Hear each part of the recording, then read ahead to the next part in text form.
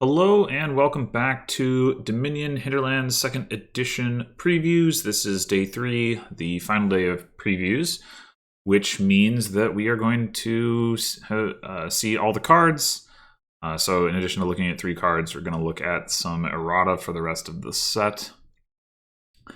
And we are going to know which cards survived.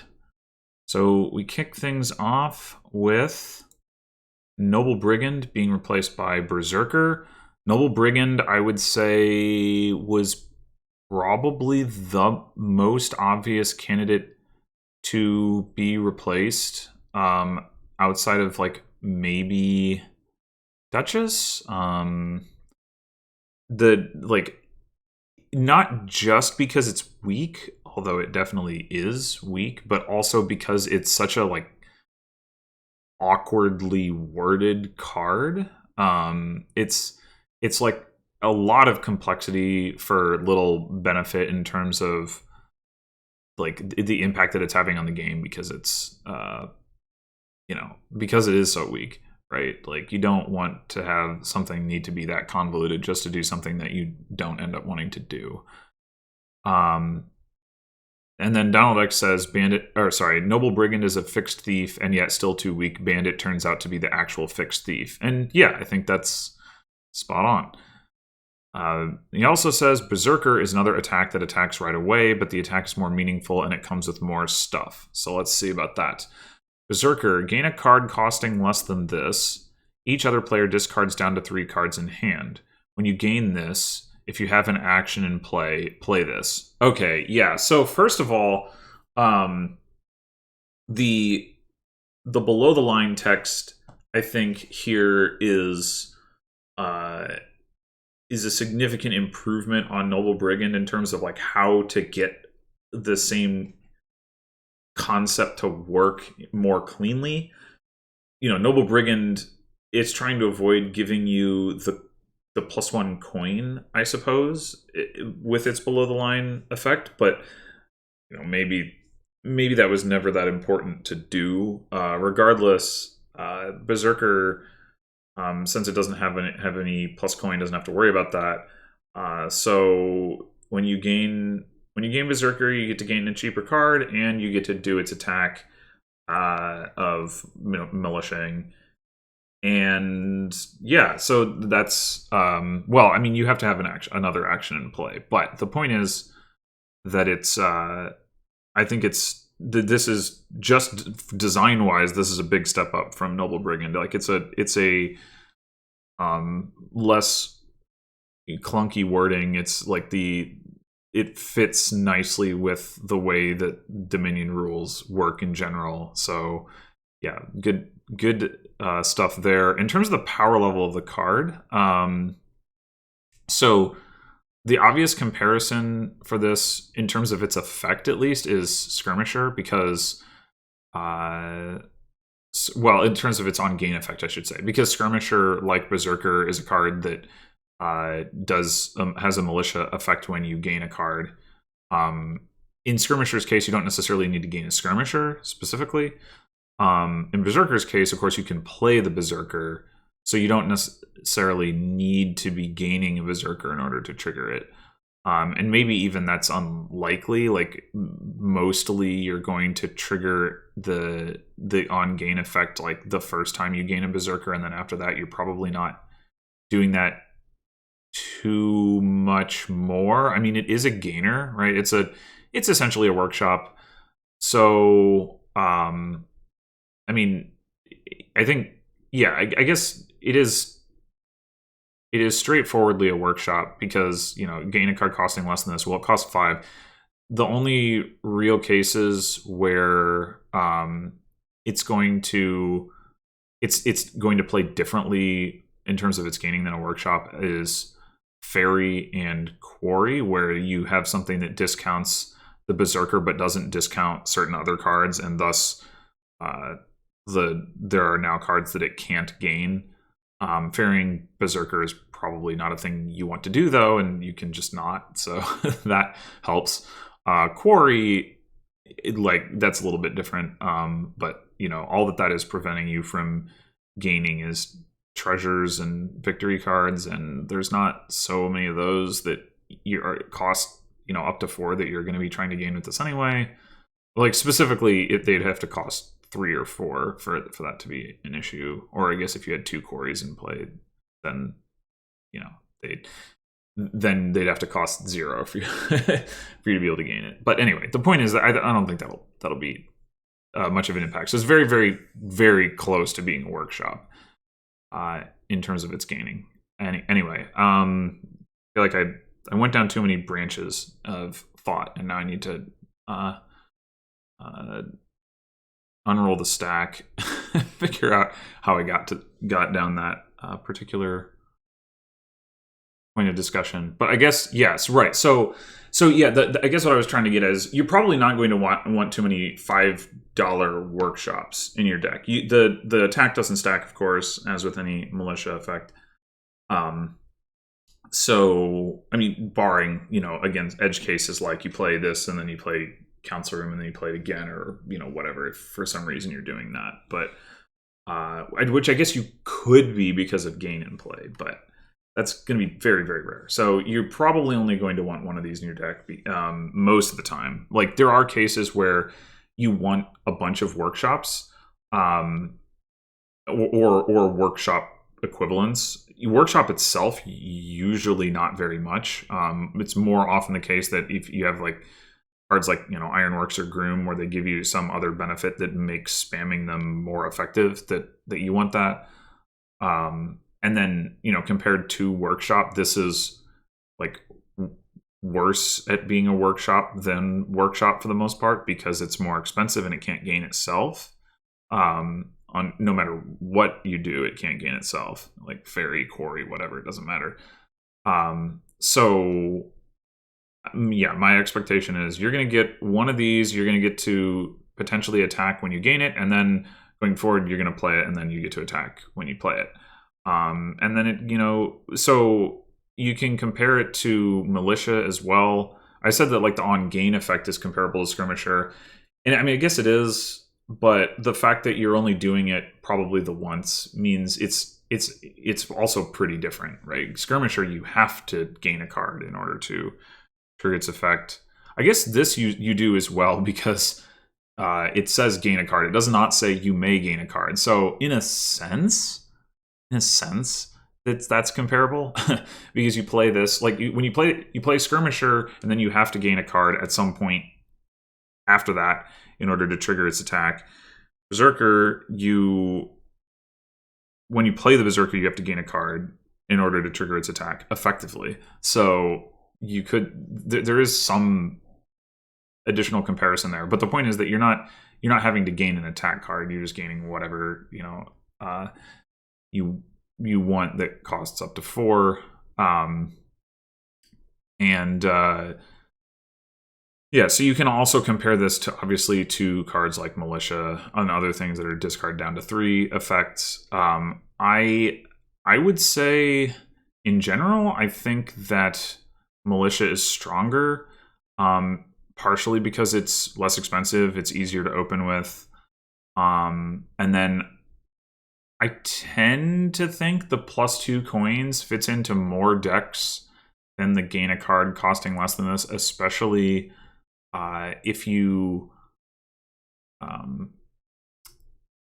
consider the fact that it's not optional, right? Like with Militia, you're not being forced to shove cheap cards in your deck in order to play it. Berserker, like sometimes the fact that you're forced to do that is totally fine, and more so it's great, right? I get to gain villages, I get to gain ironmongers, I get to gain smithies, I get to gain whatever. Sometimes that's just fantastic, but there will be times when you really don't have anything great to gain. I think you do see that more often with Hermit, where like because you can only gain a card costing up to 3 with Hermit rather than up to 4. That actually is one of the cases where you really feel the difference between 3 costs and 4 costs, because there are quite a lot more deck control cards at the 4-cost price point than there are at the 3-cost price point. Like all the village variants is really like, there's not, I guess not every single one of them, right? Fishing village is 3, but a lot of village variants are 4s. So this won't have that problem.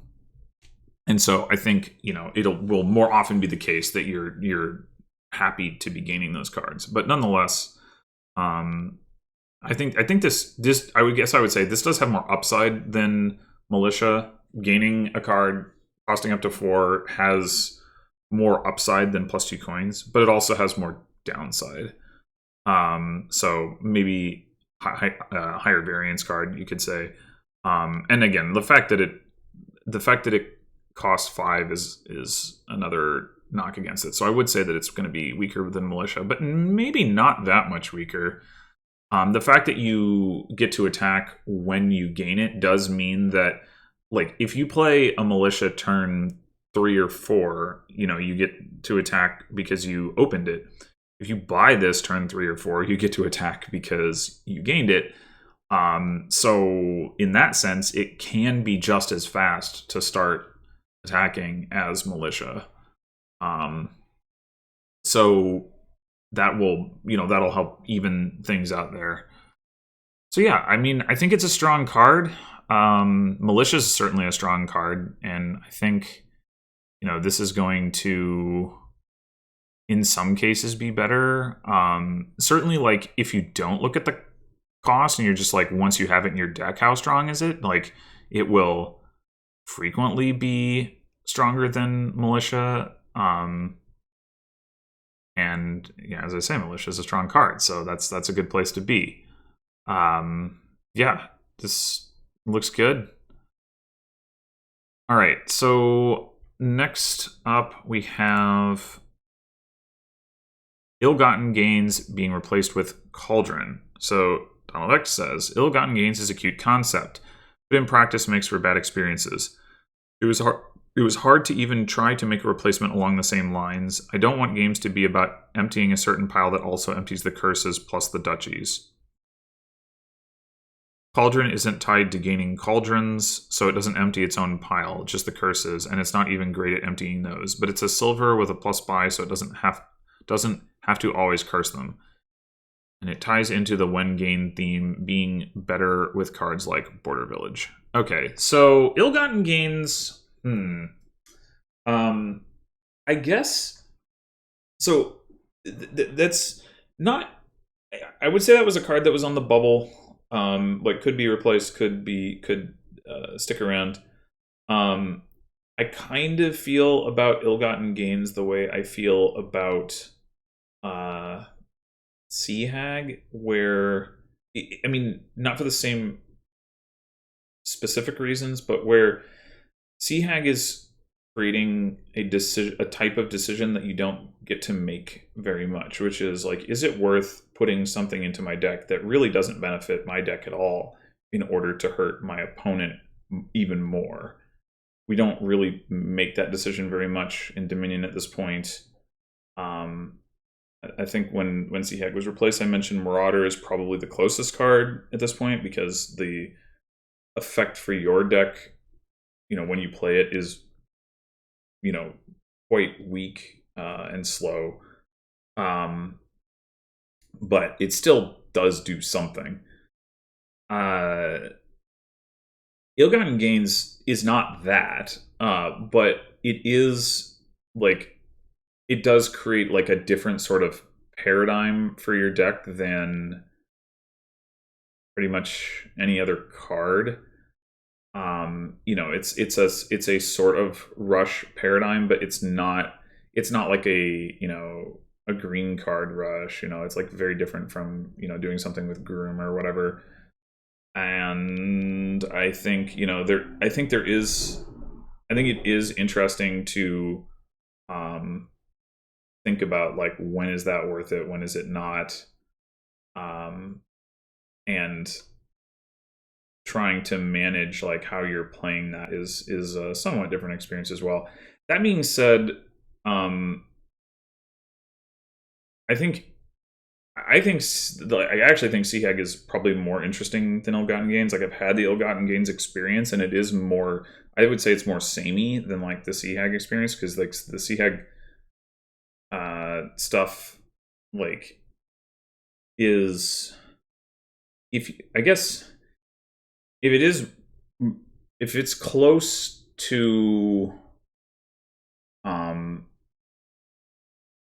close to neutral, I guess. Like the situations in which a card like, Ill-Gotten Gains or Seahag are most interesting are when it's like close to even, whether it's worth it or not, right? Like the better deck might go for those things and they might not, and you're not sure. And I would say that in those cases, like playing the Ill-Gotten Gains deck is generally less interesting than, because Ill-Gotten Gains kind of dominates the composition of your deck in a way that Seahag does not. The curses from Seahag might dominate the composition of your deck, but even so, that isn't speaking to like what you're putting into your deck. And granted, it is pretty common for that to just be a bunch of treasures and you're just playing money, but that's not like totally a given. And I mean, certainly there can be cases where like you play with Seahag, but you do manage to get deck control anyway. It's just like you dip down before you ramp back up sort of situation. And then maybe the person who doesn't get Seahag just like can never, climb out of the hole. Ill-Gotten Gains, it's like even rarer that you go for Ill-Gotten Gains and yet you get deck control anyway. Like that's because the cost of continuing to gain them, right? It's not like, oh, I bought one Ill-Gotten Gains, now I keep playing it. It's like you have to keep gaining more and more and more of them. So I guess what I'm saying is I've had the Ill-Gotten Gains experience, and I do think it has some merit, but I don't know that I need to continue to have it like so many times like that, to where I'm like, oh no, and I want this card to stick around and I'm sad that it's not. Like I don't really feel that way. So yeah, I'm not, I wasn't necessarily expecting it to go, but I'm not totally surprised or anything, and I'm not, I don't think it's a bad thing either. Anyway, Cauldron, 5-cost treasure, it's giving you 2 coins and a buy. The third time you gain an action this turn, each other player gains a curse. Huh. Okay, so this is the third time you gain an action this turn, not the third time you gain an action after playing this Cauldron. So if you gain 3 action cards in your action phase and then you play a Cauldron, it's not going to attack. You have to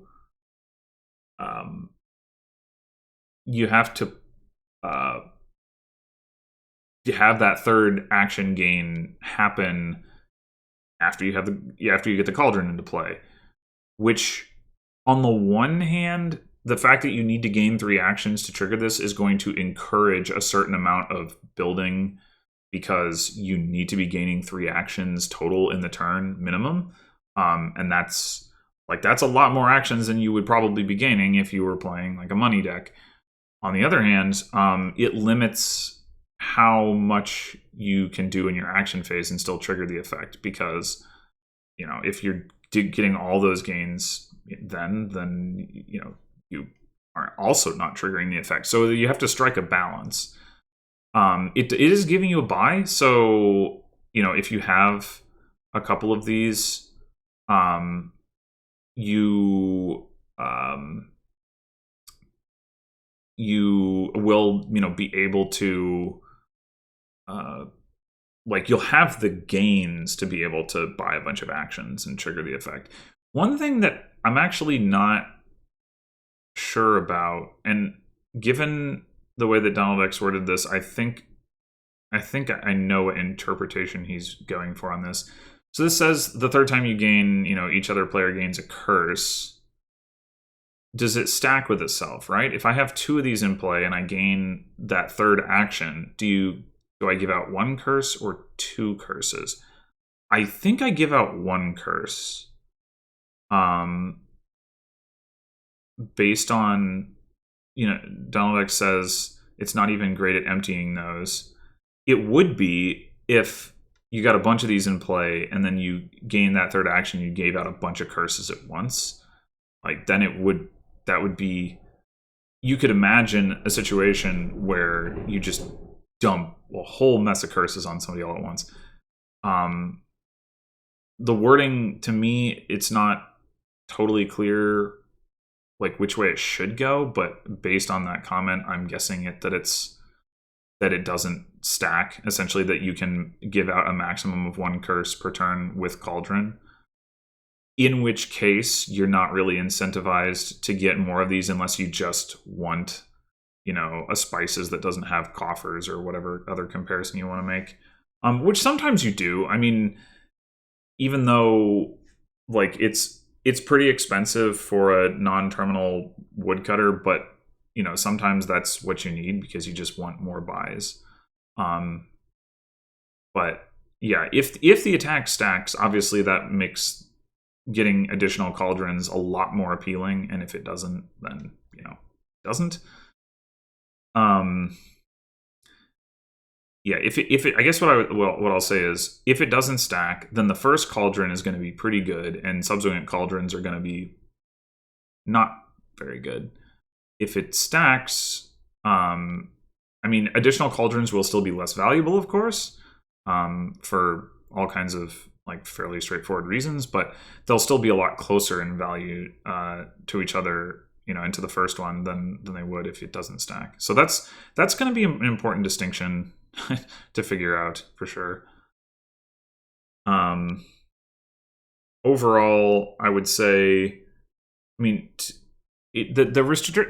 condition is fairly restrictive, but it's probably not that hard to meet. I mean, on some boards it certainly will be, and on some boards it certainly won't be something that you like can even really consider. If there's no villages on a board and there's no non-terminal draw, how are you really gonna ever trigger this, and is it even going to be worth considering trying to trigger it when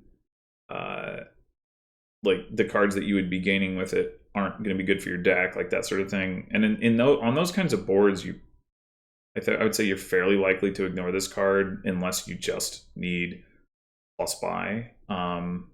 But when you are building, like even if you want to build like a really like just pure action deck and you don't want treasure payload, you probably do want one of these, just because like, well, you're going to be gaining the actions anyway, and you might as well like get some cursing in while you're doing it, unless the way that you're having to build is like with a card like University, and then it's like, I'm already going to have gained that third action by the time I get to my buy phase, so forget about it.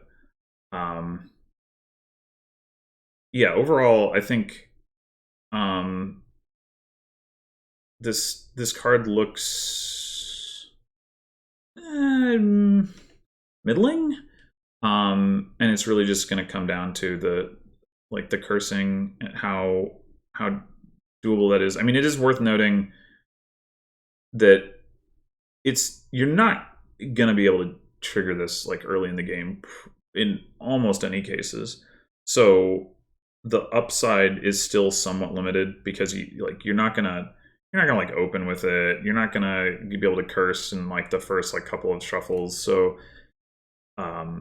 even when you do curse, it's still not gonna be like a great cursor, unless I'm wrong about the stacking thing. I mean, if it's possible to dump like 4 curses on somebody at once, then it will have its situations where it's a really effective cursor. Even if the curses are coming relatively late, it'll be kind of like Coven, except that you don't need to empty the whole curse pile to get it to dump a bunch of curses. Like, that will actually be really effective if you can do it. But I'm assuming you can't, and if you can't, then it's even at its best, it's not going to be like that effective of a cursor. But it is non-terminal.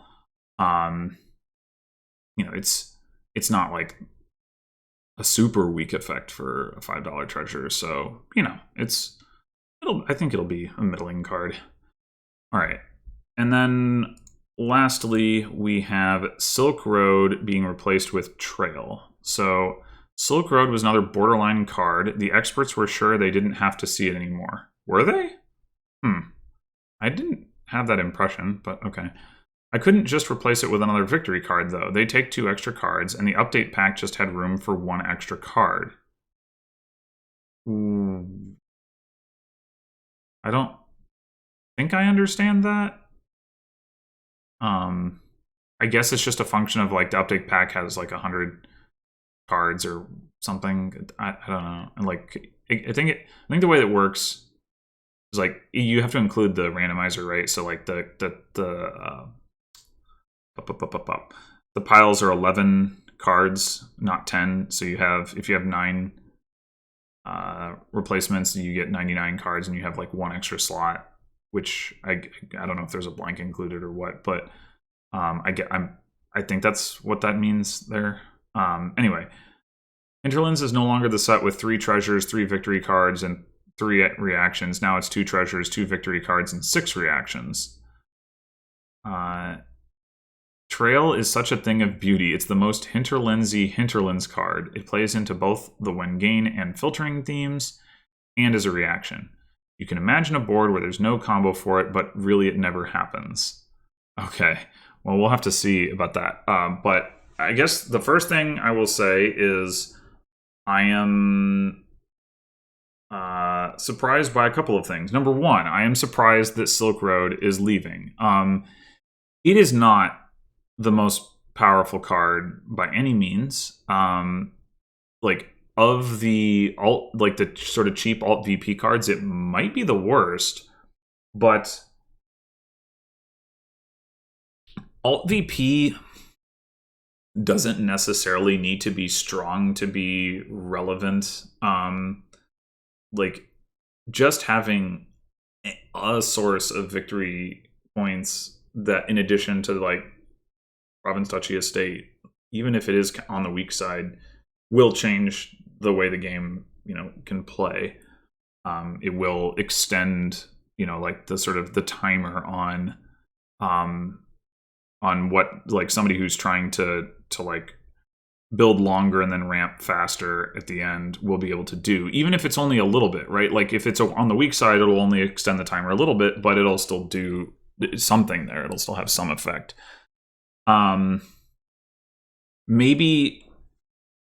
Maybe what Donald X means when he says the experts were sure they didn't have to see it anymore is talking about like, certain rush strategies. But with Silk Road, like that was, I feel like that's mostly just Groom. Groom is arguably a problem card there, but like that's more on Groom than it is on Silk Road. I don't know. I didn't have any problems with Silk Road, and I'm a little bit confused by that comment. And yeah, I think Silk Road was like a fine card to have exist. The other thing is like looking at, well, what cards continue to exist that we might have expected to be replaced. Number one on that list is absolutely Trader. I think it would be fair to say I'm shocked that Trader is continuing to exist. Now, granted, Donald X did say like we're going to have more reactions, and Trader is a reaction. So if you have more reactions, like it makes it harder to have more reactions if you're replacing a reaction rather than replacing a non-reaction. But Trader is really bad. And so I just figured, it's really, really bad. Like Silk Road seems to me to be a much more relevant card than Trader. Other cards, there were a lot of people who were clamoring for the removal of Margrave. I understand from a sort of pattern matching perspective why people might have expected that, given the removal of cards like Ambassador, Mountebank, and Goons.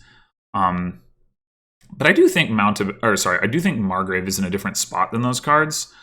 Margrave is not nearly as oppressive as Mountebank or Ambassador. It can, like, there are snowball cases with Margrave where, you know, somebody gets a Margrave really early, the other person isn't able to get a Margrave, they start playing the Margrave, and they're drawing and they're cycling more, and the other person is like not continuing to be unable to get to Margrave because they're getting attacked by the Margrave. Like, that does happen, but if it when it doesn't happen, which is probably more often that it doesn't than that it does, and when it doesn't happen, then the attack, you know, yeah, it's annoying, but it's less annoying than, say, Militia, because of the, you know, like the filtering effect where you're drawing up to 6 before you're discarding down to 3, and, you know, it tends over the course of the game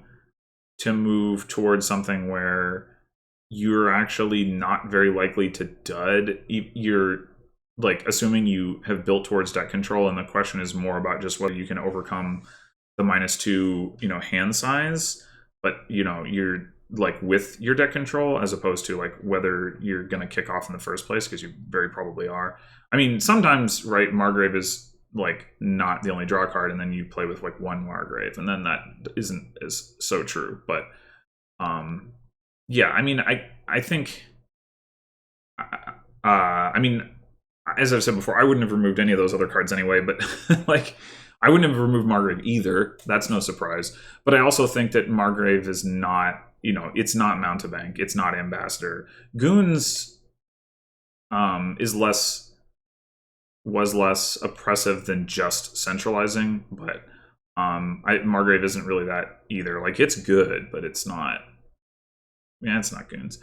Anyway, so that isn't too surprising to me. But, you know, and the other cards that stayed, I would say the only ones I would have really looked at as like being fairly likely to go are like, maybe, so Donald X has often said that he doesn't like the reaction on Fool's Gold. Of course, again, if you're trying to increase the number of reactions, removing a reaction isn't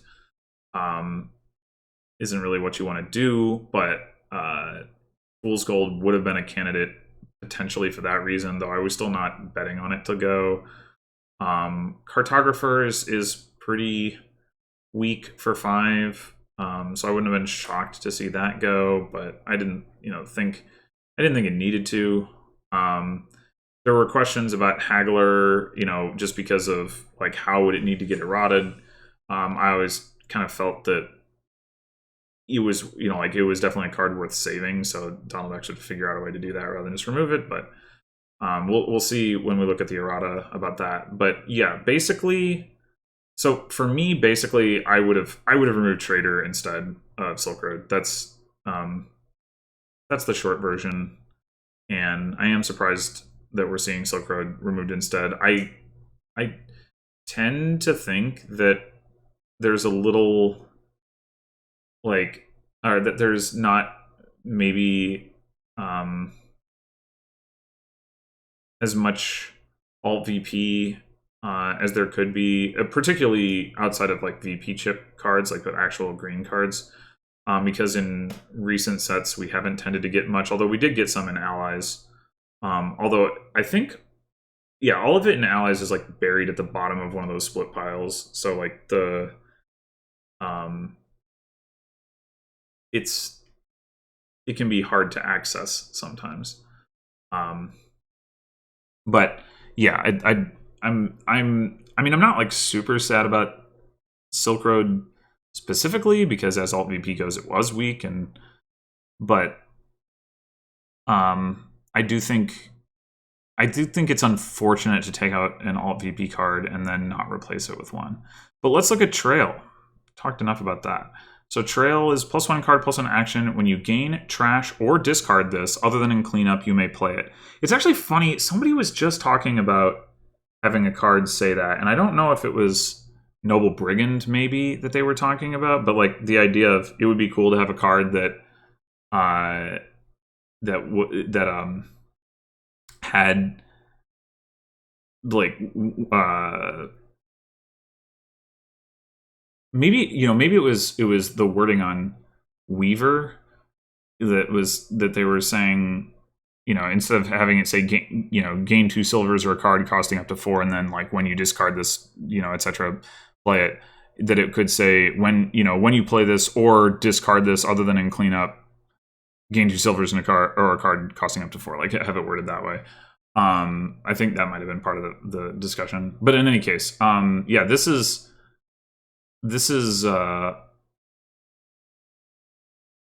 like a fun, just like when you do any of the things, like you may play it.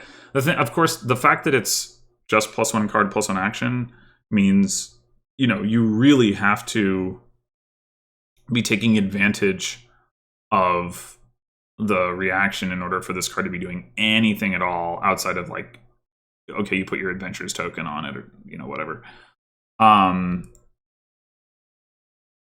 Donald X says, what did he say about it? That it was, you can imagine a board where there's no combo for it, but really it never happens. Well, I mean, so gaining, yeah, like if you're buying this card, it will generally not be, like getting, you will generally not be getting value out of the effect. I mean, sometimes, like, if you were going to buy it, like, I don't know, if you opened, well, actually, you could imagine opening, having like a 3/4 and opening just like a silver, I guess, and then you buy this just because you want to trigger a shuffle. I don't know. I don't necessarily know that would make any sense, but like you could do it. So like you could be, if you had some reason that you want to do that, you'd be getting value out of the +1 card. But in general, like if you're buying it, you're probably not getting too much value out of that. Maybe some cycling. So that's where gaining, as in gaining during your action phase, is like one of the combos. Like if you gain this with a workshop, it makes the workshop, effectively like playing groom for a green card. Trashing it, yeah, that's similar to Rats, but Rats doesn't give you an action for trashing it. Obviously, having this in your deck is very different than having Rats in your deck, but you can, there's like some comparison there in terms of like when you would want to be trashing this and like what value you would be getting out of it. There's some comparison with Rats to be had. I mean, the thing is, you won't, presumably, like Rats it's very easy to gain lots of Rats, so that's not going to be the same thing with this card, but still, you can imagine like how it's better with cards like Apprentice or Salvager or Broker than other cards at its price point. For obviously you get an extra card when you trash that, and even if you're not using it to draw cards otherwise, like Salvager is using it to generate coins, like getting the extra card. I mean, that with Salvager in particular, I guess that could actually not be too remarkable because if you're playing it terminally, maybe you don't care anyway. But with Apprentice, for sure, it's nice. With Broker, you might be drawing cards, and if you have extra actions, like then obviously drawing the card will be nice. And then when you discard this, that strikes me as the most relevant of the synergies, like because it's the one that you can keep using over and over and over. I mean, the gain synergies, like the gain synergy is nice, but I feel like in the simple case, like you have a workshop and you're like, oh no, I had terminal collision with my workshop and my my militia, I don't know. So I play the workshop and I gain a trail just because like that's something I can do. It cycles the workshop out of the way and now it's not terminal. But now the trail in my deck isn't necessarily doing anything for me, right? It's just a vanilla cantrip. But if I can discard it, then all of a sudden, like, I'm getting like actual value out of having it in my deck, not just out of like when I gain it. And I don't have to keep gaining more of them in order to gain that value. So, the same kind of goes for trashing, right? Where that's like a one-shot deal, but discarding, that you can do over and over and over. So yeah, I think discard is where this is really going to shine. And in that respect, I think it's going to be, good in similar context to where cards like Village Green and Weaver are good. This does have more flexibility than Village Green in terms of when you can trigger its effect, but I think overall it's going to be weaker than Village Green for a couple of reasons. One, it's not a village just on play. It is a village if you're using, if you're triggering the discard effect, or well, any of the effects really. I mean, it's a village whenever you're reacting it, but it isn't like if you just play the card, it's not a village. And obviously, if Village Green is essentially +3 actions, like the text, is effectively +3 actions, whereas this is effectively +2 if you do the reaction. So, and then Village Green also has the next turn thing, which is really nice for reliability that this doesn't have. So for all those reasons, I think that those things on Village Green, I think, are more relevant than the gain and trash reaction on Trail. Nonetheless, Village Green, Village Green's a good card, and a good chunk of why it's a good card is because of the reaction. So I think, on those boards where you can, in particular, discard this, I think it will be a good card. It will enable, like, sometimes it will be the only village, for example. You're going to be like, okay, I've got my dungeons, I've got my forums, whatever, and I've got Trail, and that's my village. And that's going to be what lets me play multiple terminals. Sometimes it's going to be your draw, right? If, again, you're playing Forum and you're discarding a couple of Trails, you have effectively increased your hand size instead of maintaining your hand size. Or like in the case of Dungeon, if you discard, you played Dungeon from a hand of 5, you draw up to 6 cards, and then you discard 2 of them. Now you're down to 4, but if 2 of them are Trails and you play them both, you're back up to 6 and you have increased your hand size. And now Dungeon is a lab. I mean, obviously, colliding Dungeon with 2 Trails is not going to be easy, but sometimes that is going to be your draw.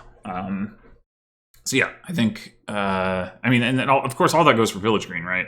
Although Village Green, like, sometimes you're playing it for next turn, and then the turn that you play it isn't doing those things. But anyway, yeah, I think it's a cool card. I guess, how strong is it? I don't think it's as strong as Village Green, but I think it's, it'll be like probably more often it will be like a nice to have than a need to have card, but I think it's a cool design. I do really like the like, when you do like any of these things, you get to have a cool effect. Like, I think that, like, is just like a fun thing to have. Where you're like, oh man, there's so many different like little ways that I can find to like interact with this. I think that's a really fun thing to have in the game. So I do like the design of this card a lot. I get why Donald X says it's a thing of beauty. That makes total sense to me. So good stuff. All right, so let's look at the errata before I finish up. I'm pretty long-winded here. Sorry about that. So this is all of the cards in the set, and what we want to look for here is, let's see, Farmland. When you gain this, trash a card from your hand and gain a non-farmland card costing exactly 2 more than it. Okay, so that was, there was some discussion about whether this would have to have a restriction like that. Apparently it does. farmland was previously when you buy this. So the issue when you gain this is that now every farmland like that you gain is re-triggering the on-gain effect, or would be if it didn't say gain a non-farmland card, right? So you can't auto-pile farmland with Fortress. You would be able to if it didn't have that restriction. Overall, so how often were you actually buying farmland and then trashing something into farmland? Not that often. So I think overall this makes farmland better. Like the fact that you can trigger the effect during, like with something other than a buy, I think is a much more important buff than like not being able to gain a farmland when you do it as a nerf. So I don't know that it's going to play the way I don't know that it's going to affect the way the card plays that much. But I do think it's better for this change. Haggler, +2 coins this turn. When you gain a card, if you bought it, gain a cheaper non-victory card. Okay, yeah. So Haggler stays basically the same. There are undoubtedly weird timing things that, are different now because it's triggering on the gain of the card rather than the purchase of the card. But for the most part, it is going to be doing the same thing that it was before. And I'm pleased with that. I think Haggler, was a well-designed card, and I'm glad to see that it's not, having to change. What else? So Border Village didn't actually need to change. Fool's Gold didn't need to change. Highway, this turn cards cost 1 less. Yeah, I mean, that's what anybody would have expected. No surprises there. Highway is now thronable. It no longer, does its effect with ways, yada, yada, yada. Tunnel didn't need to change. In was already on gain. Trader, I think it had already changed to the exchange wording. So I think those are the only cards that changed.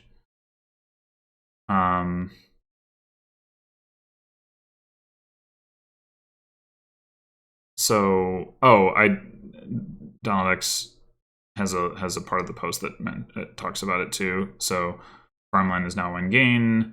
Can't gain farmland. Haggler is this turn. Now you can throne room it. Oh yeah, that is a difference, of course, that you can throne Haggler and gain 2 cards. So that's not just a timing difference, but an actual difference in how it plays. And likewise, there's like the thing about ways and all of that. But yeah, so like Highway and such. Yeah, so those are the only 3 cards that seem to have actually gotten any errata. So not too much to talk about there. And I think everything with the errata is more or less what you would have expected. So maybe the farmland isn't necessarily what people expected, but certainly I think Haggler and Highway are. So yeah, there you have it. Hinterlands 2E. Overall, definitely the set is an improvement on where it was before in terms of both power level and design. I